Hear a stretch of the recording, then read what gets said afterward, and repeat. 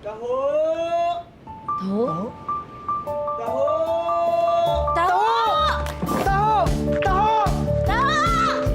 Taho! Jun! Anong ginagawa mo nandito? Diyan! Taho! Grabe, sarap. Nalala mo dati, lagi tayong binibilan ng taho ni Papa para hindi tayo malikot pag sinasama niya dito. Kalat mo pa rin kumain. Tinan mo, di ka pa rin nagbabago.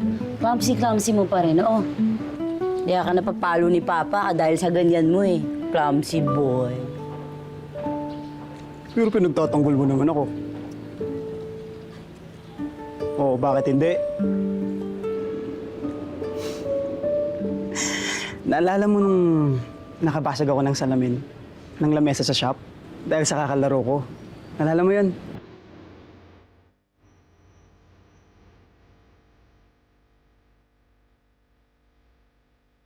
Nagsabihan ko na kayo, di ba? Tapos para hindi ako mapagalitan ni Papa, hinako mo. Yung pinapatulog tayo ni Papa dito paghapon, tapos naglalatag siya nung kama natin, parang dun sa may bandang likod. Tulang tanghali, ha? Para lumaki kayo. Lalo ka na, ha? Lalo ka na. Wala mo lumaki. Paano tulog?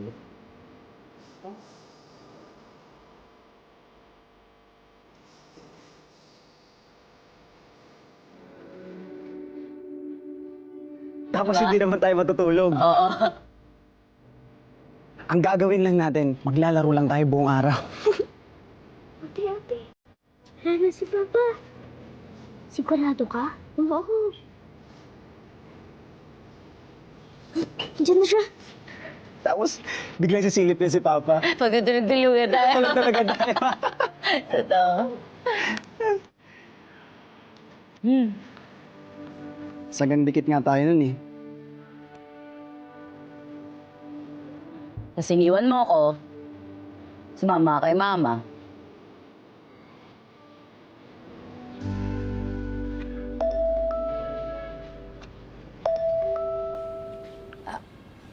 Good morning, attorney. Hello, Abigail. I'm just calling to remind you na you only have 2 weeks para gawin ng conditions ng last will ng papa niyo. Opo, attorney. Ginagawan ko na po ng paraan. Huwag po kayong mag-alala, hindi po mapupunta sa iba tong shop. Nandiyan ba sa June? Pwede ba siyang makausap? Opo, naririnig po kayo. June, ikaw, may potential buyer ka na ba kung sakali? Yes, attorney. Meron na nga po. Iniintay ko na lang yung tawag. Okay, sige. Good luck sa inyong dalawa. Bye. Sige po. Ingat po.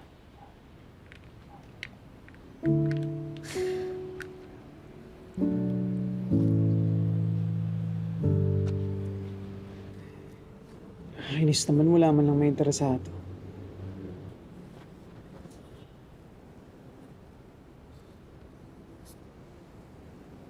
Hello po, sir. Pwede po bang pa-deliver na lang po muna ng mga furniture tapos end of the month na lang po namin babayaran? Sorry, may pina-repair lang po kami dito sa shop kaya na-short lang po kami sa funds ngayon. Sorry, ma'am. Hindi po pwede. Hindi pa kasi kayo bayad sa balance niyo po eh. Bayaran niyo muna yung balance, tsaka kayo magpa-deliver, ha? Sige po, salamat po.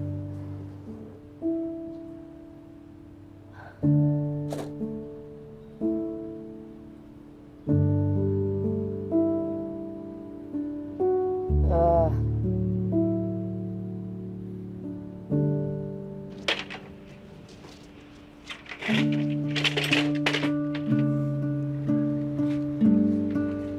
Anong ginagawa mo?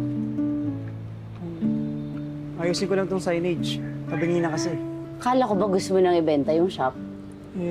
Naisip ko lang na ayusin tong signage. Tsaka para naman pleasing yung itsura sa mga potential buyers ko.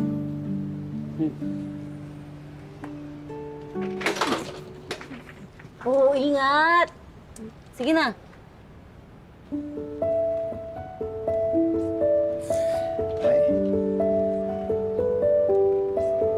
Oo! Angat pa, angat pa. Angat pa? Oo. Yan, okay na, okay na. Ngayon na. Oo, pantay na. Yan. ako.